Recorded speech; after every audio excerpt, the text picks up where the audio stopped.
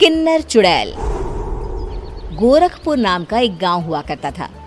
उस गांव में ज्यादा लोग नहीं रहते थे। उस गांव में एक गर्भवती विधवा औरत रहती थी। उस औरत का नाम कमला था। कमला अपने घर में अकेली रहती थी।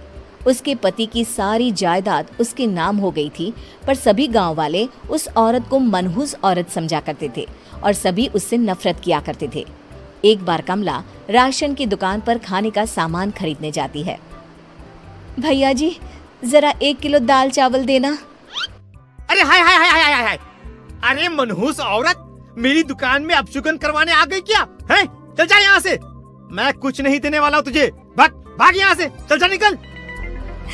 भैया जी, ऐसा मत कहिए, मैं गर्भवती हूँ, मुझे खाने की बहुत जरूरत है, मुझे खाना दे दीजिए। दुकानदार कमला को वहाँ से धक्के मारकर भगा देता है। तभी कमला रोते रोते उस गांव के किन्नरों के इलाके में आ जाती है। गांव वाले किन्नरों को उसी इलाके में रखा करते थे, क्योंकि वो लोग किन्नरों को पसंद नहीं करते थे और उनके इलाके में रहने से मना करते थे। तो किन्नरों ने उसी गांव में अपना एक इलाका बना लिया था। जब किन्नर लोग देखते हैं कि एक गर्भवती महिला रोते रोते उनके इलाके में आ गई है, तो सारे किन्नर कमला के पास जाकर उसका हाल पूछने लगते हैं। क्या हुआ बहन, तुम्हारी गर्भवती अवस्था में इतनी बुरी हालत कैसे? तुम रो क्यों रही हो? तुम डरो मत, हम तुम्हें कोई नुकसान नहीं पहुंचाएंगे। तुम शांत होकर सब बताओ कि हुआ क्या है। मैं कमला हूँ, मैं गांव के दूसरे इलाके से आई हूँ। 2 महीने पहले ही मेरे पति की मौत हुई है। मुझे गांव के लोग मनहूस मानते हैं, क्योंकि मैं विधवा हूँ और गर्भवती भी। वहाँ के लोग मुझे खाने के लिए कुछ बेचने के लिए भी तैयार नहीं, जिससे मेरा गुजारा नहीं हो रहा था। कोई बात नहीं कमला, हम तुम्हारा ख्याल रखेंगे। किन्नर लोग कमला को एक खाली घर में रहने के लिए जगह दे देते हैं और उसकी देखभाल भी करते हैं। कुछ ही महीने बाद कमला अपने बच्चे को जन्म देती है, पर अफसोस, कमला बच्चे को जन्म देते ही अपनी जान गंवा देती है।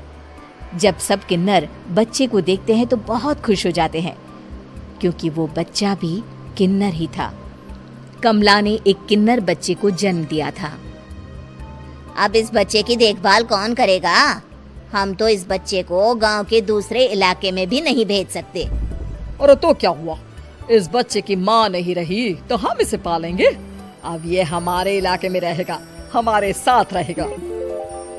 फिर वो किन्नर उस किन्नर बच्चे को गोद ले लेते हैं, उसका नामकरण कराते हैं।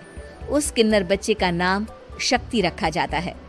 देखते ही देखते शक्ति बड़ी होने लगती है। उसके रंग रूप बहुत सुंदर थे। वो बहुत सुंदर किन्नर दिखती है। एक दिन शक्ति एक किन्नर से पूछती है, माँ जी सुनिए ना, ये गांव के दूसरे इलाके में भी तो लोग रहते हैं, तो हम वहाँ क्यों नहीं जाते?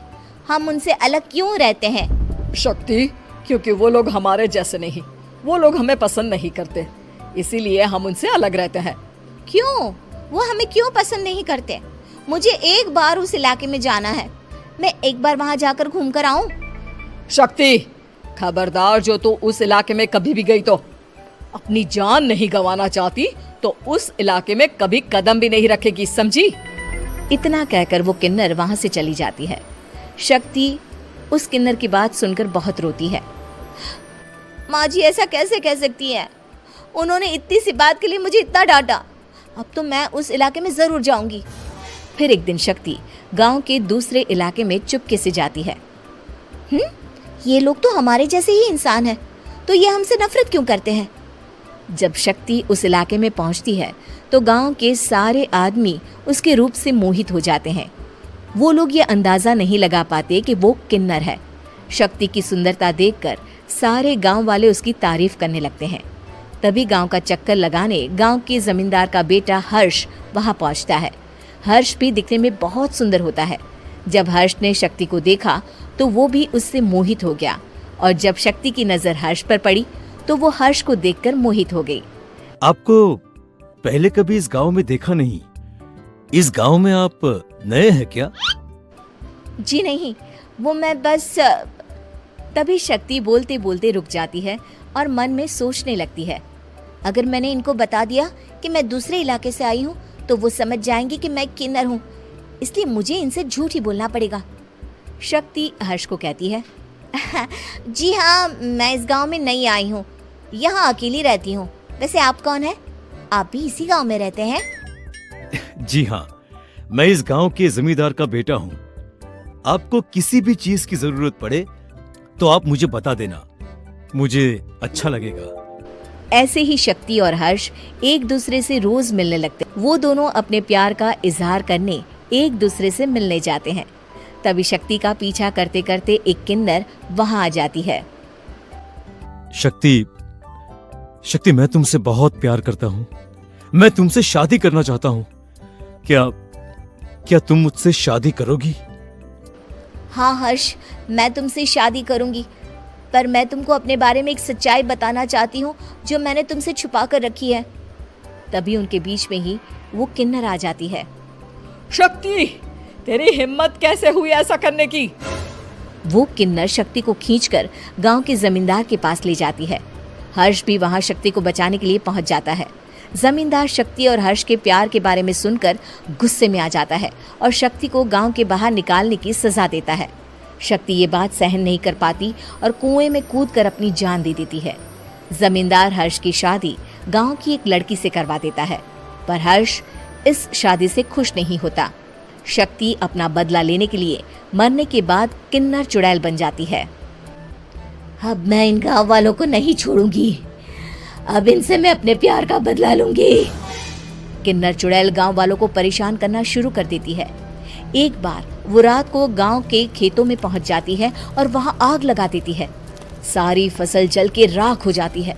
जब एक आदमी रात को उठकर देखता है कि खेत में आग लग गई है तो वो वहां पहुंच जाता है। वो देखता है कि खेतों के बीचों बीच एक किन्नर चुड़ैल खड़ी है और वहां खड़े होकर ताली बजा रही है। गांव वाला किन्नर चुड़ैल को देखकर बेहोश हो जाता है। जब सुबह उस आदमी को होश आता है तो वो सीधा जमींदार के पास जाता है। अरे जमींदार साहब, अरे वो किन्नर चुड़ैल ने मेरी सारी फसल जला दी। अब मैं क्या करूंगा? क्या होगा मेरा? जमींदार चुड़ैल किन्नर का नाम सुनते ही सब कुछ समझ जाता है। अब वो बहुत डर जाता है। उसी रात को जब जमींदार डर के मारे अपने कमरे में सो नहीं पाता, तभी वहां अचानक से किन्नर चुड़ैल आ जाती है।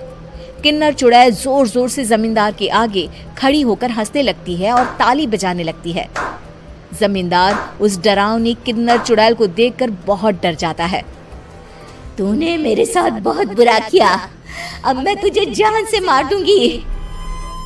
नहीं नहीं नहीं नहीं नहीं, मुझे माफ कर दो, मुझे मत मारो। मैं कभी ऐसा दोबारा नहीं करूंगा। अब तुम जो बोलोगी वही मैं करूंगा।